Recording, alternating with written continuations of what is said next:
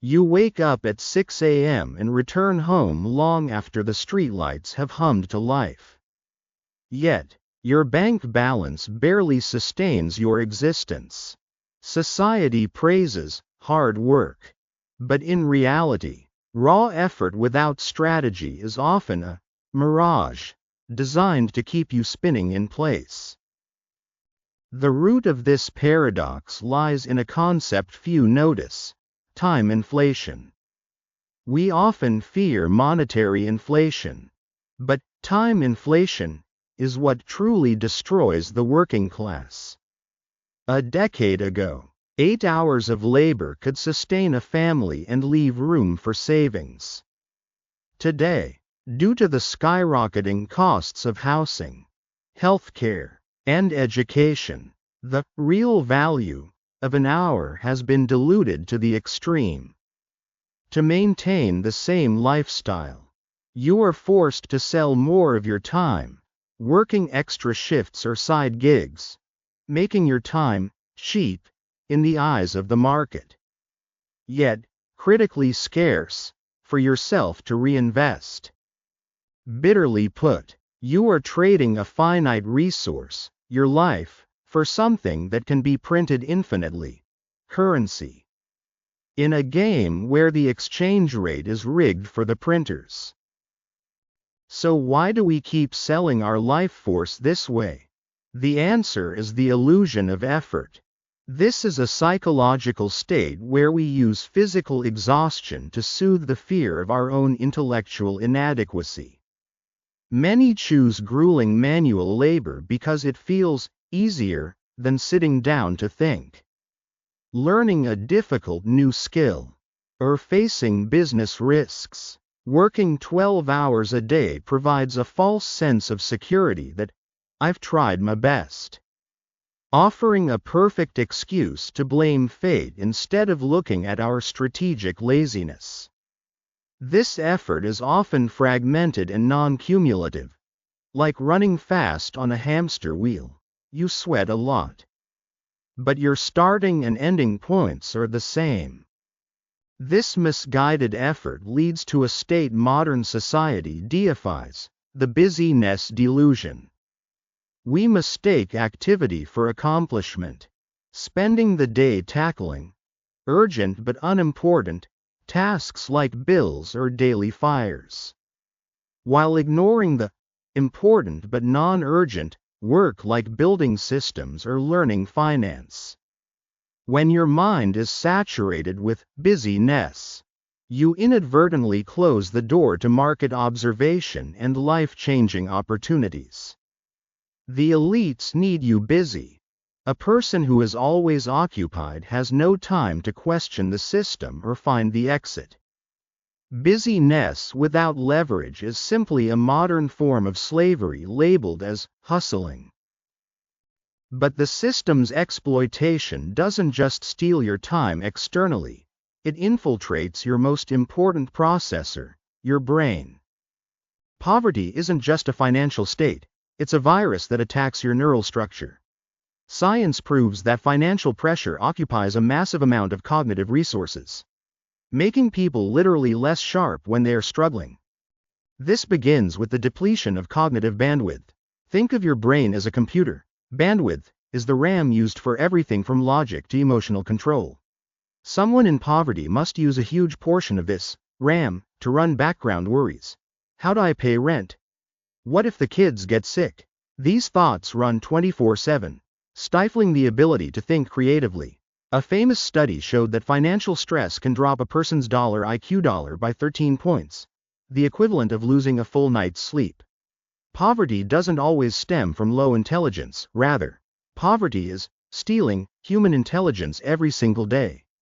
This bandwidth drop pushes us into a state of narrow vision called the tunneling effect.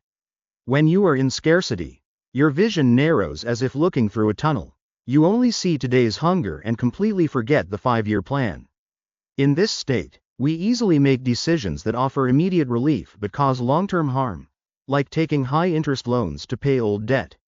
The tunnel prevents you from seeing the life-changing opportunities standing right next to you because your mind has no blank space left to observe.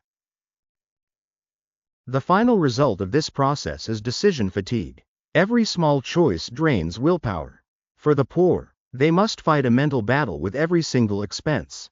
By the end of the day, after debating 100 times whether to buy a cheaper brand of noodles, their willpower is exhausted. This is when they succumb to impulsive spending or self-indulgence to cope, leading to new financial mistakes. A cruel loop is established. Poor decisions cause financial stress, and financial stress continues to erode the brain to produce more poor decisions.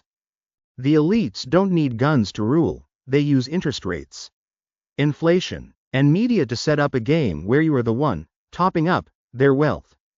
To escape, you must understand how this invisible hand drains your labor every day.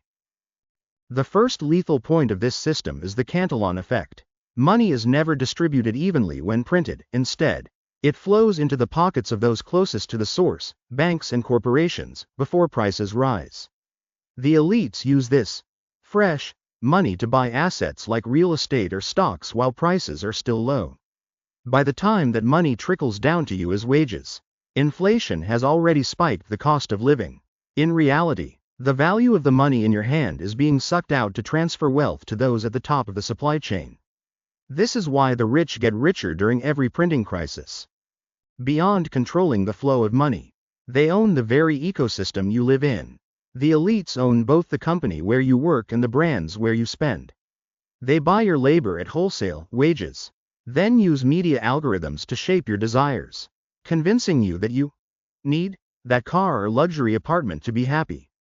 Even when you can't afford it, they provide the solution via credit, owning not just your current labor, but your future labor through interest. You aren't just a customer, you are the fuel that keeps this financial engine running forever. You might be poor not because you earn little, but because you are paying hidden taxes that the wealthy never touch. These are the financial and health deficits designed to wipe out your savings the moment they begin to grow. The biggest hole is the lack of financial competency and the fake asset trap. The working class is often deceived by the concept of success, leading them to buy liabilities disguised as assets, like a car loan or the latest smartphone. These things don't just take money out of your pocket through interest, they strip away your opportunity cost. That interest money could have been the seed for a future business. Saving cash in an inflationary environment is just losing money slowly. You aren't poor for lack of cash, you are poor because you signed a contract selling your freedom to the bank for social validation.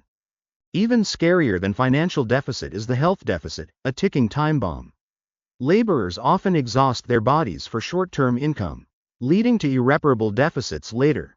To save time and money, the poor often choose cheap, processed foods high in sugar and bad fats, inadvertently fueling chronic diseases. When health collapses, for the rich, it's an expense. For the poor, it's a catastrophe that wipes out 20 years of savings in a single hospital bill. The rich use money to buy time and health.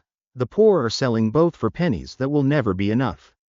The old world of barriers, capital and connections, is closing. A new era has opened where opportunity lies with those who know how to use new forms of leverage. This is the moment a normal person can flip the script. The key to this era is permissionless leverage. Unlike old leverage that required permission, money from banks or labor from employees, new leverage like code and content requires no one's permission. You can create a video, an article, or a piece of software once, and it can serve millions 24/7 with zero marginal cost. This multiplication of value separates labor time from income, allowing you to serve the crowd even while you sleep. This is the only way to win against time inflation, as your labor now has infinite scalability in the digital space. This leads to the greatest wealth migration in history, from physical infrastructure to digital infrastructure. Money isn't disappearing, it's moving from those clinging to traditional production to those who master the attention economy. In the new era, where attention goes, money flows. The old elites controlled natural resources, the new wealthy control human attention. A person with unique knowledge can now become a personal broadcasting station, attracting global wealth instead of just what's in their neighborhood. Analysis of the system is useless unless you stage a revolution in how you operate your own life. Escaping poverty isn't about working harder, It's about working differently with iron discipline. The first priority is to optimize the value of every hour. The biggest mistake is trying to work more hours to increase income. Instead, you must make each hour worth more.